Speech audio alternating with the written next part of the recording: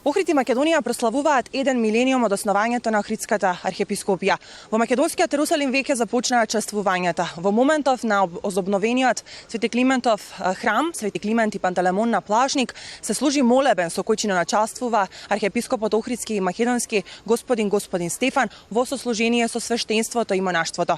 Веднаш потоа, овде во храмот Света Софија, кој што некогаш бил седиште на Охридската архиепископија, ќе се одржи централната свеченост на која ќе се зборува за значењето на Охридската архиепископија како темелник на Македонската православна црква и духовен заштитник на македонскиот народ, јазик, традиција и идентитет. Многу историски податоци говорат за тоа дека Охридската архиепископија била првата словенска православна црква.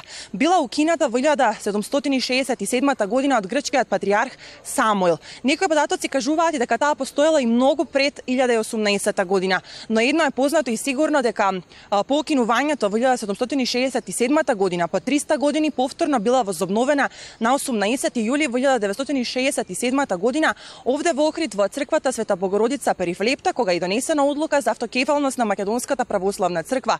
До ден денеска таа е духовен заштитник на македонскиот народ, но по-конкретно околу незиното значење за македонското општество ќе слушнеме од изјавата на отец Бобан.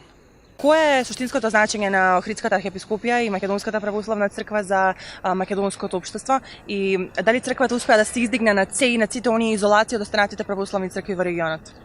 Значењето на Охридската архиепископија е најмногу во духовната смисла и она значење кое што всушност и приличи на Охридската архиепископија и воопшто на која и да е друга црква. Со тоа и континуитетот кој што продолжи на Охридската архиепископија возобновен во лицето на Македонската православна црква го изразува токму тоа, дека мисијата на црквата е да го објавува спасителното Христово слово во светот, да го проповеда словото на спасението и луѓето, верниот народ кој што и припаѓаат на таа црква, да ги води кон спасението. Тоа е онаа примарна цел која што е во сршта и во значењето на секоја една црква. Всушност да биде пред амбиентот на ескатонот и на вечноста. Секако преку таа мисија црквата ја изразува и својата проповед или своето насочување на народот кон моралните вредности, односно кон вредностите кои што го зачувуваат човечкото достоинство и го зачувуваат Божиот образ на човекот. Изолацијата, како што ја спомнавте или како што ја дефиниравте, е нешто кое што ниту го посакува, ниту пак на некој начин го придонела за тоа Македонската православна црква, затоа што сметам дека повеќе се должи на нешто кое што го испорачува некој друг отколку на нешто кое што го предизвикува или го бара Македонската православна црква. Знам дека ова моја изјава ќе биде сватена од некого погрешно и осудена, но јас во срцето чувствувам дека ние не правиме ништо лошо, туку сакаме само да го објавиме правото на нашиот народ дека може да има своја православна црква и на крајот на краиштата никој нема ништо да изгуби доколку православната црква во Македонија, Македонската православна црква возобновената Охридска архиепископија стане дел од сеправославното семејство. На тој начин само сеправославното семејство ќе добие, а нема ништо да изгуби.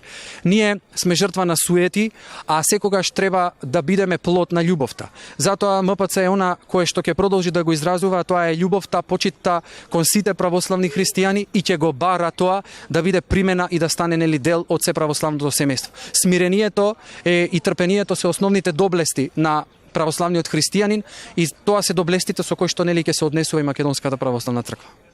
Во рамките на свеченоста за значењето на големиот јубилеј од основањето на Охридската архиепископија, овде во црквата Света Софија вечерва ќе се обрати поглаварот на Македонската православна црква господин Стефан, митрополитот на Кичевско-Дебарската епархија господин Тимотеј, претседателот на државата Ѓорѓе Иванов и премиерот Зоран Заев. Предвидено е по обраќањата да биде одржан концерт на камерниот оркестар на Македонската филхармонија, придружуван од хорот на братството на манастирите Рајчица и Свети Јован Бигорски. А веднаш потоа ќе биде отворена изложба на која ќе бидат представени уметнички портрети на македонските архиепископи. Прославата продолжува и утре изутрина во црквата Света Софија со литургиски читања.